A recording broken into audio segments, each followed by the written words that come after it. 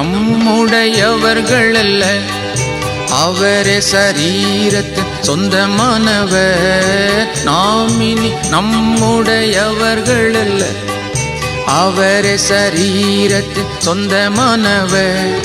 வஞ்சிக்கப்படாமல் தீட்டுப்படுத்தாமல் பரிசுத்தம் காத்து கொள்வோம், பரிசுத்த ஜாதியாக.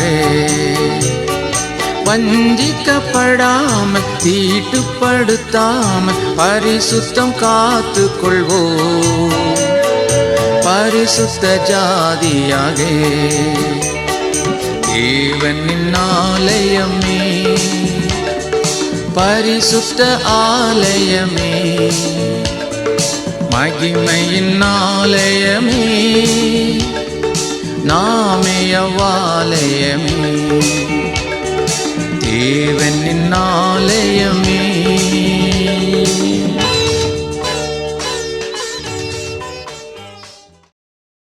கர்த்தருக்குள் அன்பானவர்களே, அனுதினமும் கிறிஸ்துவுடன் தியான வேளைக்கு உங்களை அன்புடன் அழைக்கிறோம்.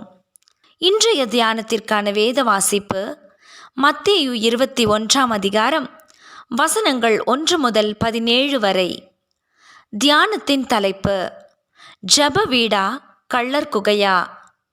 என்னுடைய வீடு ஜெப வீடு என்னப்படும் என்று எழுதியிருக்கிறது, நீங்களோ அதை கள்ளர் குகையாக்கினீர்கள் என்றார்.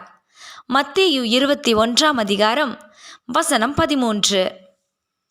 ஆலயத்தை குறித்த மக்களின் மனப்பான்மை பண்டைய காலத்தை விட இப்போது முற்றிலும் மாறுபட்டு விட்டது. முன்பு ஆலயத்தில் பெருத்த அமைதி இருக்கும். இன்றைய தலைமுறையினரோ சத்தத்தையே விரும்புகின்றனர். பாதணிகளை கழற்றி ஆலயம் செல்வோரும் திருப்பந்தியில் சேருவோரும் இருந்த காலம் அன்று. இன்று காலணி சத்தத்தோடு ஆலயத்தில் வலம் வருவோரின் எண்ணிக்கை அதிகரித்து விட்டது. கேட்டால் இதில் என்ன, தேவன் எங்கும் இருக்கிறாரே என்ற வாதம் வேறு. அன்று எருசலேம் தேவாலய முற்றத்திலே ஒரு பிரளயத்தையே ஏற்படுத்திவிட்டார். குருத்தோலை பவனியுடன் எருசலேம் தேவாலயத்தில் இயேசு பிரவேசித்த போது அங்கே விற்கிறவர்களையும் கொள்ளுகிறவர்களையும் கண்டு அவர்களை வெளியே துரத்தி காசுக்காரருடைய பலகைகளையும் புறா விற்கிறவர்களின் ஆசனத்தையும் கவிழ்த்து போட்டார். என்னுடைய வீடு ஜெப வீடு என்று எழுதியிருக்கிறது, அதை நீங்கள் கள்ளர் குகையாக்கினீர்கள் என்று கடிந்து கொண்டார். அன்று கழுதையில் ஏறி வலம் வந்த இயேசுவுக்கு முன்னடப்பாரும் பின்னடப்பாரும் ஓசன்னா, தாவீதின் குமாரனுக்கு ஓசன்னா, உன்னதத்திலே ஓசன்னா என்று ஆர்ப்பரித்தபடியே அவருடன் எருசலேமுக்குள் வந்தனர். மக்களிடமிருந்து தமக்குரிய மகிமை கிடைத்துவிட்டது என்று இயேசு கடந்து சென்று விடவில்லை. என் வீட்டை கள்ளர் குகையாக்கியது என்ன என்று கடிந்து கொண்டு எல்லாரையும் விரட்டிவிட்டார். கர்த்தருடைய வீட்டை குறித்த வைராக்கியமே இதை செய்தது. இன்று கேட்டால் கர்த்தர் கல்லினாலும் மண்ணினாலும் கட்டிய கட்டிடத்தில் வாசம் பண்ணுவதில்லை என்கிறார்கள். உண்மைதான். ஆனாலும் தேவ பிள்ளைகள் ஒன்று கூடி தேவனை ஆராதித்து ஜெபிக்கின்ற வீட்டை குறித்து ஒரு மதிப்பு வேண்டாமா?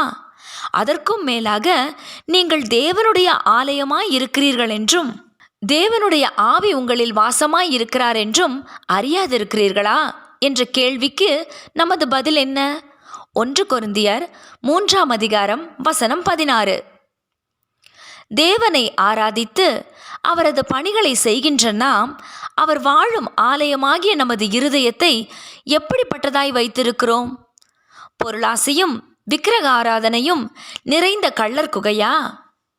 அல்லது தேவனுக்கு உகந்த ஜெப வீடா? அன்று புறவினத்தார் வந்து தேவனை ஆராதிக்கின்ற அந்த வெளிப்பிரகாரம் வியாபார ஸ்தலமாகி புறவினத்தாருக்கு தடையாயிருந்தது. அன்பானவர்களே, இன்று இயேசுவை அறியாதவர்களை குறித்த பாரம் உள்ளதாக இருக்க வேண்டிய நமது இருதயம் எதனால் நிறைந்திருக்கிறது? நம்மை நாமே ஆராய்ந்து பார்த்து நம்மை சுத்திகரிக்கும்படி ஆண்டவர் கரத்திலே நம்மை தருவோமாக. ஜெபம் செய்வோமா? அன்பின் தேவனே, என் இருதயமாகிய ஆலயம் கள்ளர் குகையாக அல்ல, பரிசுத்த ஆவியானவர் வாசம் பண்ணும் ஆலயமாக இருக்க என்னை ஒப்புவிக்கிறேன். ஆமேன்.